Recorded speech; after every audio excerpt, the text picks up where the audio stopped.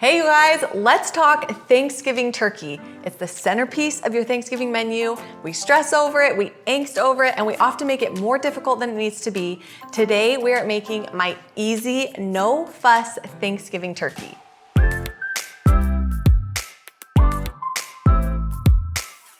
I'm Lauren from TasteBetterFromScratch.com, and I want you to know there's a reason this recipe has more than 1,000 5-star reviews. It's because I've shown that you can make a flavorful, juicy turkey without fussing over brining, basting, cooking it upside down, or any other complicated technique. Let me show you how. Depending on your party size, you want to buy 1.5 pounds of turkey per person. So I'm using a 14-pound turkey, but this recipe will work with any size of turkey. And before you begin, your turkey needs to be completely thaw. So a good rule of thumb is to allow 1 day in the fridge for every 5 pounds of turkey. I always give myself 1 or 2 extra days just to be safe. And if you need it to thaw more quickly, place it unopened in an ice water bath, changing the water every 30 minutes. You want your turkey room temperature to make sure it cooks evenly, so take it out of your fridge an hour before baking. Adjust your oven rack so the turkey will cook in the center of the oven, and preheat your oven to 325 degrees. First, we're gonna make an herb butter to smooth all over the outside of our turkey. We're gonna grab traditional herbs, thyme, sage, and rosemary. I buy these 1/2 ounce containers.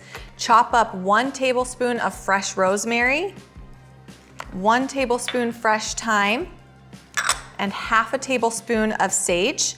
You could also use dried herbs. You'll want to use 1 teaspoon dried herbs for every tablespoon of fresh. I'm going to reserve the rest of these herbs for stuffing inside the cavity of the turkey.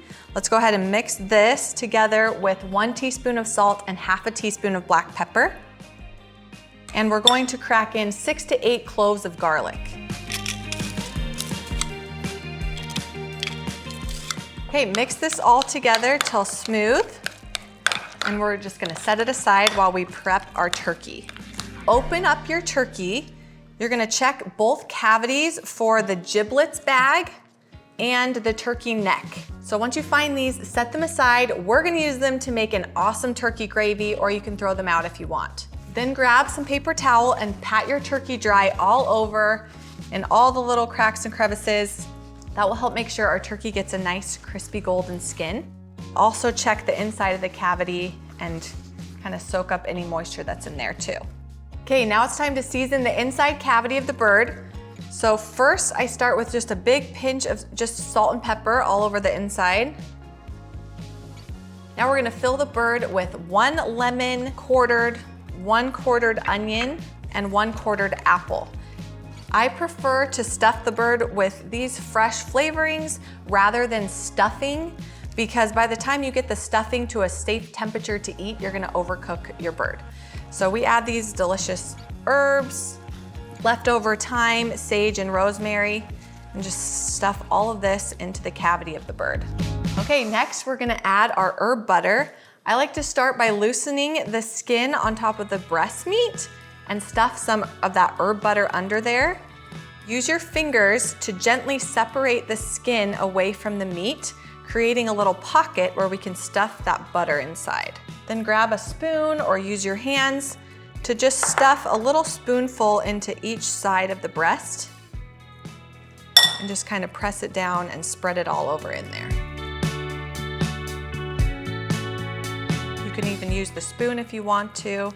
Now grab a pastry brush, and we're gonna rub the rest of this softened butter all over the turkey. If it's not going on easily, you can microwave your butter for a few seconds to make sure it's really soft. The legs, the breast meat, down on the thighs, the wings. You wanna smear this stuff everywhere. Okay, last step is to tuck the wings underneath the bird. This will help prop it to sit a little more evenly as it cooks. Just slide and tuck the wing right underneath, like that. We're finished, and that was so easy. You can truss the legs with string if you want to, or you don't need to. Go ahead and place your turkey in your roasting pan. I'm using a disposable aluminum baking dish because it's easy to throw away afterwards. And I have created kind of a bed of veggies, chopped celery, carrots, and a little bit of onion. This will help elevate my turkey as it cooks, acting as kind of a rack in the pan, and it adds really great flavor to our turkey drippings for when we make turkey gravy. So go ahead and add your turkey to the pan. Make sure it's sitting up nice and evenly. We're gonna roast the turkey at 325 degrees for about 13 to 15 minutes per pound.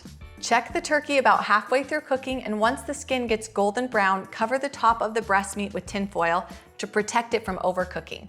Since this is a 14-pound turkey, I'm estimating it will take about 3 hours to cook. The real key to baking a perfect Thanksgiving turkey is not to overcook it. That's what dries out the meat, and we want to carve into a juicy, moist turkey on Thanksgiving. This turkey looks beautiful. It's time to take the temperature. This is the most important part. You want to grab an instant read thermometer and test the thigh meat and the breast meat. We want the thigh meat to be at 165 degrees, or it can even be hotter than that. It's perfect. And we want the breast meat to be around 160. We are going to tent the whole bird with foil, so as long as it's at 160, it will continue to climb up to 165 degrees. Looks perfect. You can test it in multiple places if you want. When it's ready, grab a big piece of tin foil. We're gonna cover up the whole turkey and let it rest for at least 30 minutes before we carve it. This is the perfect time to get going on all your other Thanksgiving sides while this is resting.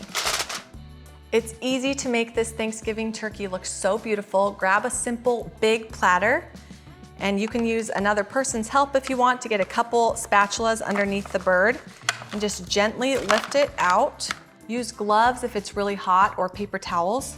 I just grabbed some of the fresh herbs we've already used to decorate the platter and make it look simple but beautiful. It's a really great way to impress your guests and make this look just straight from a magazine.